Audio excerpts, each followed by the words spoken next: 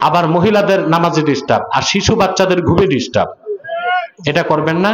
রোজার দিন ভিন্ন বিষয়, ভিন্ন পরিবেশ, তখন আপনি সেহরির সময় থেকে ডাকবেন, হামদনাদ করবেন, ওটা ভিন্ন বিষয়।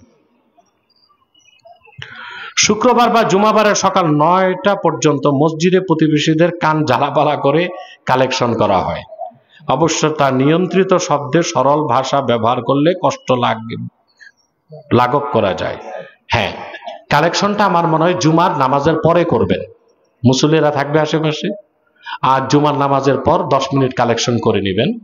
আর যদি কালেকশন এলাকায় করতে চান তো আপনারা দেখেন, একটা কথা কি ভাই, কান ফাটা শব্দে ওয়াজ কথা বললে বিরক্ত হয় মানুষ।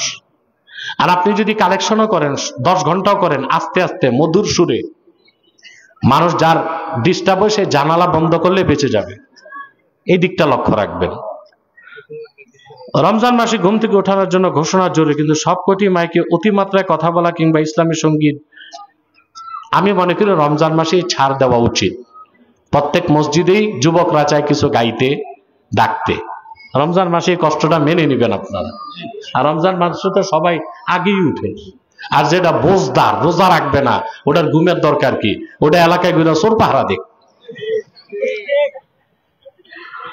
জোরপূর্বক ভাইয়ের সম্পত্তি আত্মসাৎ করলে এর পরিণতি কি? ওই ব্যক্তি কোনোদিন বেহেশতে যাবে না তার ভাই মাফ করার আগ পর্যন্ত। যে সকল দরবারের নামে টাকা সংগ্রহ করে গান বাজনা করায়, সেই দরবারে টাকা দেওয়া জায়েজ কিনা? ওই দরবারে টাকা দেওয়া জায়েজ না, যাওয়াও জায়েজ না। গান বাদ্য হারাম না জায়েজ? তরিকতপন্থী ইমাম কিন্তু তেলাওয়াত অশুদ্ধ, যা মুসল্লিগণ বুঝতে পারে, এমন ইমামের ইমামতি করা শরীয়ত সম্মত কি? যদি দেখা যায় অশুদ্ধ লাহানে জালি, লাহানে বড় ধরনের ভুল, তার পিছে নামাজ কারোই হবে না। আর যদি লাহানে খফি হয়, তাহলে সাধারণ মুসল্লিদের নামাজ হবে, আলেমদের নামাজ হবে না। আর যদি লাহানে জালি হয় তো তার নামাজই হবে না, অর্থই নষ্ট হয়ে যাবে, তার পিছনে কোনো কারোই নামাজ পড়া যায়। টাইম কত আরিফ শরীফ? বলো কত? হ্যাঁ, আমি এখন বিদায় নিব ইনশাল্লাহ। আমার নির্বাচিত তাফসির প্রথম খণ্ড নিয়ে যাবেন সূরা ফাতিহার তাফসির, নির্বাচিত তাফসির দ্বিতীয় খণ্ড সূরা ইখলাস ও সূরা ইনশিরার তাফসির, আর বুখারী শরীফের প্রথম হাদিসের ব্যাখ্যা যারা পারেন নিয়ে যাবেন। আমি দোয়া করি সবার জন্য, আপনারা দোয়া করবেন আমাদের এই শিবরালবাসী এলাকাবাসীর জন্য। শাহজাহান ভুইয়া কই?